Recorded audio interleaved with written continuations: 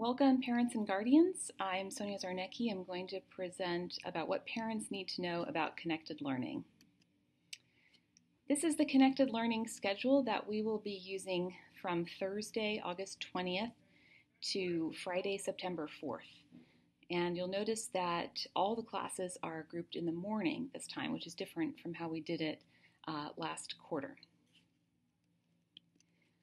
I'll talk first about who you or your student can go to in case you have questions. First of all, it would be best to sort of train your student to try to reach out themselves to their teacher first if they have a particular question about a particular class or an assignment in a particular class. If you or your student have questions or concerns about their social emotional wellness or mental health, then you should reach out to Callie McClure, who is our RAP counselor. And Callie's hours have been increased this year, and she is here now available to also the adults in the community as well as to the students for support. If you have general academic concerns about your student's ability to cope with connected learning overall, please reach out to me, and there may be some things we can try to help make it work better and some interventions for your student.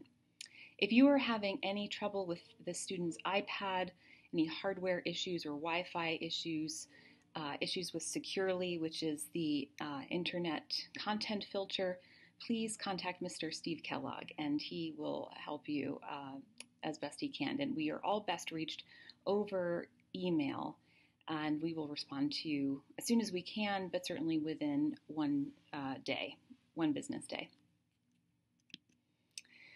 The most important thing I want all parents and guardians to do is try to relax a little bit. We do not expect parents to be teachers. We have a lot of faith in your students and our teachers to be able to work together very effectively. And we're all learning things.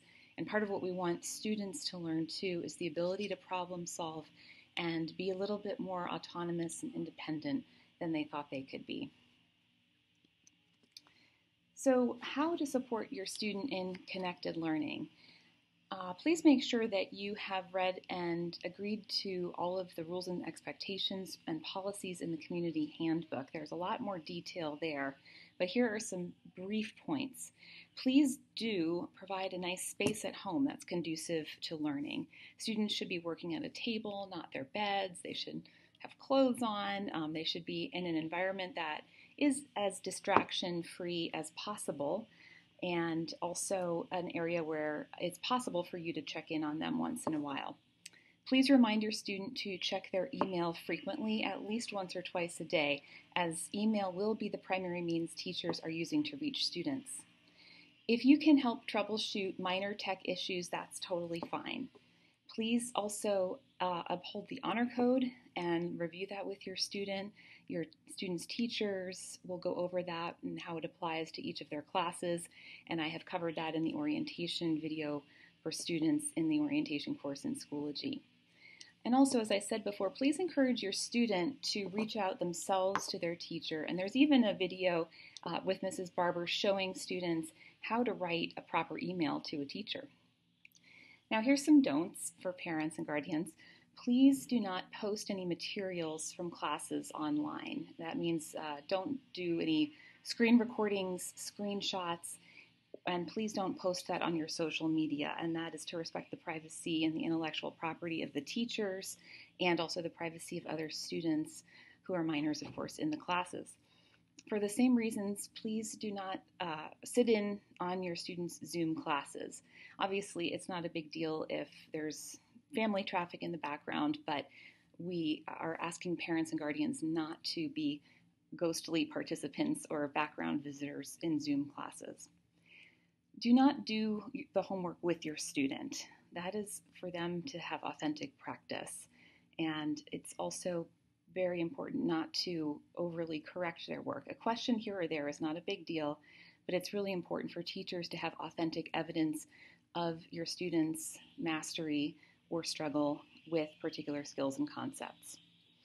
Last but not least, please reach out if you need help. If your student is unable to, it's totally fine. Don't wait for frustration to build. please connect with one of us regarding one of the concerns that you may have. Most importantly, and this is probably applied to all of us, make sure, if you can, to remind your student of the importance of all these fundamentals, how important it is to get adequate sleep, how important it is to eat healthfully and to get some kind of daily physical exercise. Hopefully the new schedule with the longer period of independent time in the afternoon will allow for healthy balance of all of these things. And the establishment of a daily routine, we know, is really conducive to supporting good student engagement, good mental health, and these are all the more important in these difficult, anxious, uncertain times. A reminder about this week. On Monday, we will have our first all-school meeting, followed by advising meetings at 1 and 1:30 respectively for your students. You do not and should not necessarily visit those, but there is a special meeting just for you on Monday evening at 7 p.m. for the parent forum, and we hope you all can attend that. And then on Tuesday and Wednesday, there will be materials pickup, and you and your student will come into this school according to this schedule, and students will be able to collect textbooks, art supplies if they're taking art, and get what they need from school. Everything else in the supplies list you've probably already collected by now. Oops. Okay, a few notes about what's new and what's not. We are using the same major platforms as we did in the spring. That includes Schoology, our learning management system, the Google suite of apps, including Gmail, Gmail Calendar, Forms, Google Drive, Google Docs, and of course Zoom. What's new is that the schedule for the week will be different, as I showed before, and every teacher will communicate the weekly agenda in a similar fashion by publishing that weekly agenda in the folder window, and I'll show you some examples of that in a moment. Teachers have been learning a lot over the summer about course design and new tools, and they may be using some of those, and they will provide individually instruction to students about what they need to know to use those tools if they're using them. But Schoology, Google, and Zoom are still the primary things. So the Schoology view will look something like this for every class. So you'll see there's a folder here for the week of August 20th and 21st. That's really just Thursday and Friday of next week. The following week, 24th to 28th, which includes here below Monday, Tuesday, Wednesday, Thursday, Friday, and what's going on, including some links. A different way teachers might do this is with a grid, Monday, Tuesday, Wednesday, Thursday, Friday. This is next week in my class, where I'll be meeting with my students for the first time on Friday. And so that'll include links, and every teacher in every class will present the week with this view in Schoology in one of these varieties of ways. About communication, teachers and staff will be online, but they won't be online all the time. We also need some time for our families and taking care of them. So teachers will get back to you within a day. Staff will get back to you at least within a day for non-urgent matters, but they will definitely get back to you sooner than that if they can.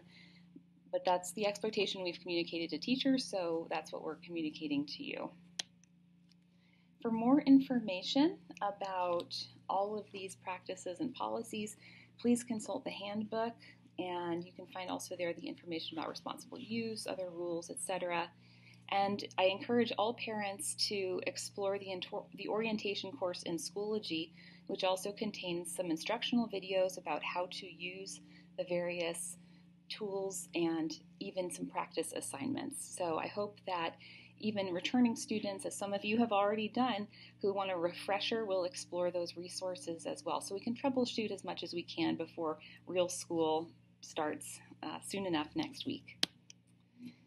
All right, that's all. I hope you guys have a great summer weekend. Looking forward to seeing you soon.